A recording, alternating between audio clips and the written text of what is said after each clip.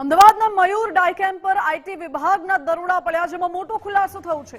મયુર ડાયકેમ પર આઈટીના દરોડામાં 10 કરોડની રોકડ જપ્ત કરવામાં આવી છે। તપાસ દરમિયાન 40 કરોડના દાગીનાનો જથ્થો પણ મળી આવ્યો છે।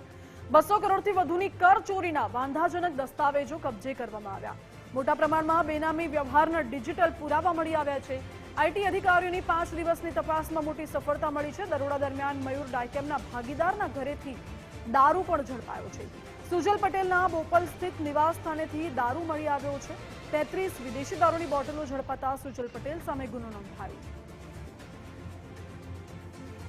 મહત્વપૂર્ણ છે કે ઇન્કમટેક્સ વિભાગે દરોડા પાડ્યા હતા અને આઈટી અધિકારીઓએ 5 દિવસ સુધી તપાસ કરી, જેમાં મોટી સફળતા મળી છે। દરોડા દરમિયાન મયુર ડાયકેમના જે ભાગીદાર છે તેના ઘરે પણ તપાસ કરવામાં આવી અને તેના ઘરેથી દારૂ મળી આવ્યો છે।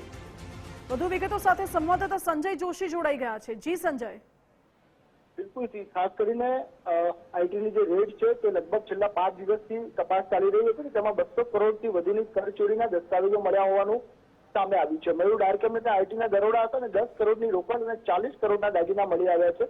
200 કરોડથી વધુની કરચોરીના દસ્તાવેજો પણ મળ્યા છે। બેનામી વ્યવહારના મોટા પ્રમાણમાં દસ્તાવેજો અને ડિજિટલ પુરાવા પણ મળ્યા છે।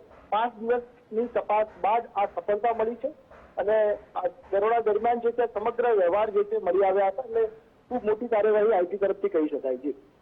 જી સંજય, આભાર આપનો।